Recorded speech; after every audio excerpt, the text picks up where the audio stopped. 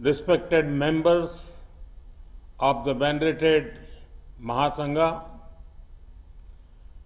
Prime Ministers of Nepal and Sri Lanka, my minister colleagues, Sri Prahlad Singh and Sri Kiran Rijiju ji, Secretary General of International Buddhist Confederation, Venerable Dr. Dhammapiya ji, respected scholars, Dhamma followers, sisters and brothers from around the world, Namo Buddhaya, Namaste. I am honored to address you all on the special day of Vesak. Vesak is a day to celebrate the life of Lord Buddha. It is also a day to reflect on the noble ideals and sacrifices he made for the betterment of our planet. Friends, last year also I had addressed a Vesak Day program. That program was dedicated to all frontline workers leading humanity's fight against the COVID-19 pandemic. A year later, we are seeing a mix of continuity and change. The COVID-19 pandemic had not left us. Several nations, including India, have experienced a second wave. This is the worst crisis humanity faces in decades. We have not seen a pandemic like this for a century. This once in a lifetime pandemic has brought tragedy and suffering at the doorstep of many.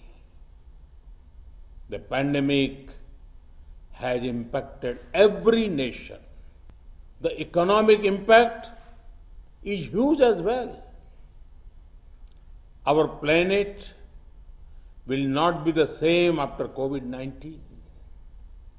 In the times to come, we will certainly remember events as either pre-COVID or post-COVID. But over the last year, there have been many noteworthy changes as well. We now have a better understanding of the pandemic, which strengthens our strategy to fight it. Most importantly, we have the vaccine, which is absolutely important to save lives and defeat the pandemic.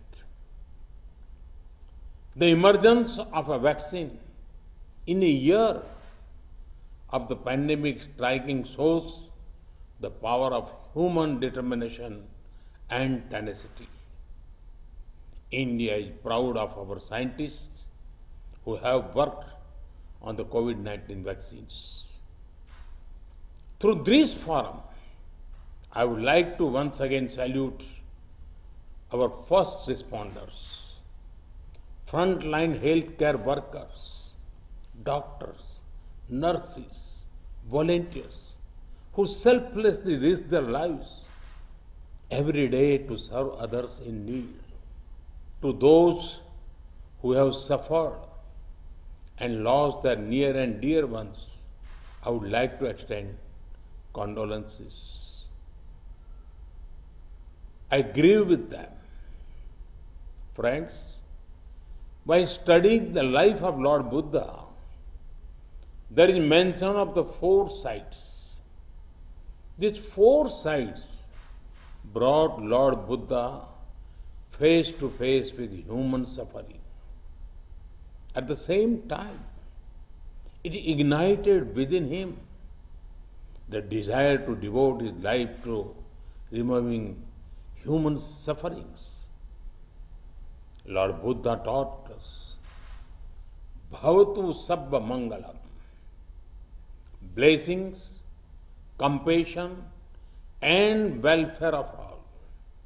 In the last year, we have seen several individuals and organizations rise to the occasion and do everything possible to reduce suffering.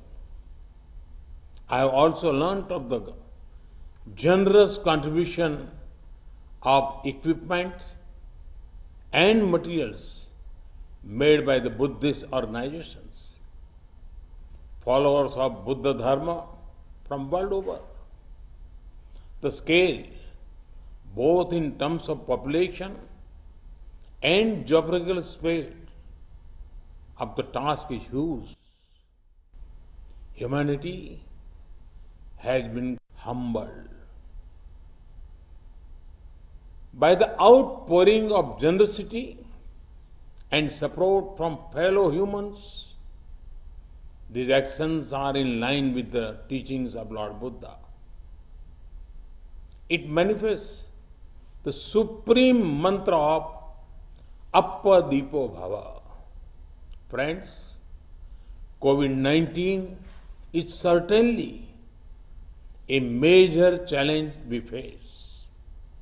While we do everything possible to fight it, we must not lose sight of the other challenges humanity faces. One of the biggest challenges is that of climate change. Reckless lifestyle of the present threaten the coming generations. Weather patterns are changing. Glaciers are melting. Rivers and forests are in danger. We cannot let our planet remain wounded.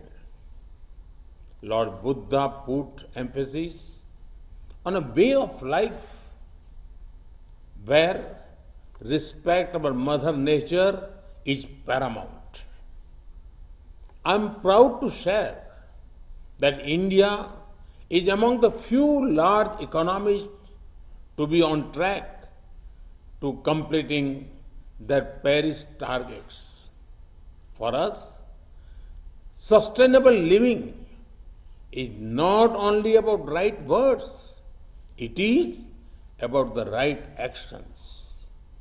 Friends, the life of Gautam Buddha was about peace, harmony, and coexistence. Today, there are still forces remaining whose existence depend on spreading hate, terror, and mindless violence. Such forces do not believe in liberal democratic principles. The need of the hour is for all those who believe in humanity to come together and defeat terror and radicalization. For that, the path shown by Lord Buddha is absolutely relevant. Lord Buddha's teachings and the importance given to social justice can become a global unifying force. He rightly said, Natti Santi Paran Sukham.